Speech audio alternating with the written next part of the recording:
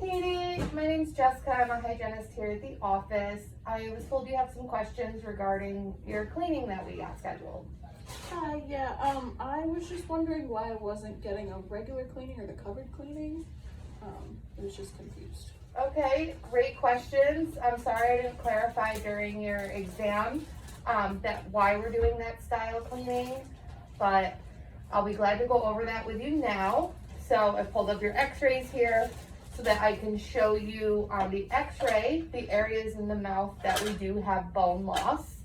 So I've taken those measurements here. So if you look there, right at the lower anterior area, we see about 3 millimeters of bone loss, which measures from the end of the enamel down to where the crest of the bone is. Okay.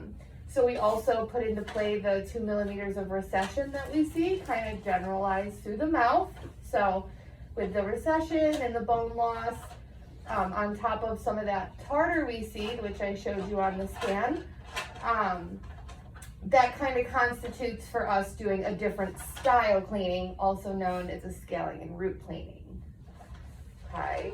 Do you have any questions regarding the bone loss or the gum recession that I just talked about? No, now that I see it, that makes sense. Yeah.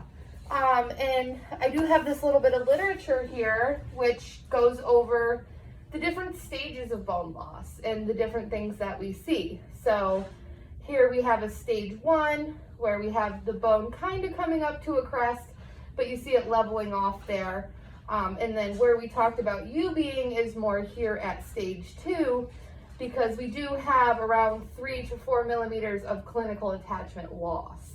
Okay. So that's kind of where we're at right now, which we don't want to go any further. So that's why it is so important that we start this cleaning process sooner than later, right? Okay. And then, you know, you do have diabetes, so that is going to affect the way that periodontitis progresses, which does include some of that urgency to get this cleaning done. When we have systemically compromised, it's easier for infection to spread and not heal as well.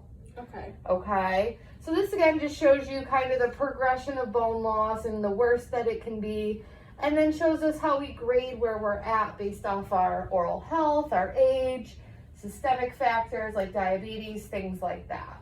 Okay. Okay, so we will be doing the scaling and root cleaning at your next visit. We've got that scheduled. Did you have any other questions regarding aftercare or anything like that following the cleaning? So after this one, do I go back to a regular cleaning?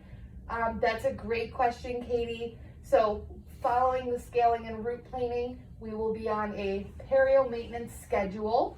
So that typically involves coming in more frequently, because we see this accumulation happening, and that 6 months is just too much time for you to maintain that stable, healthy condition.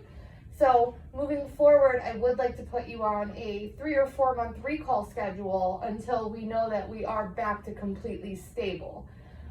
When we do have clinical attachment loss, bone loss, gum recession, you will be on a perio maintenance schedule. And that can be intervaled at 6 months at some point.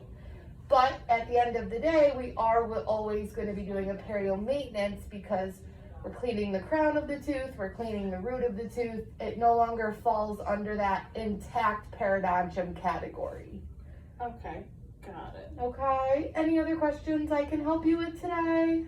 I don't think so. Okay, great. So we'll talk more about aftercare and home care when you come for the cleaning. I'll tell you all about that again, and send you home with some great products to help you get back to a stable, healthy point. Okay, cool. Great. Thank you, Katie. So nice of you to come in.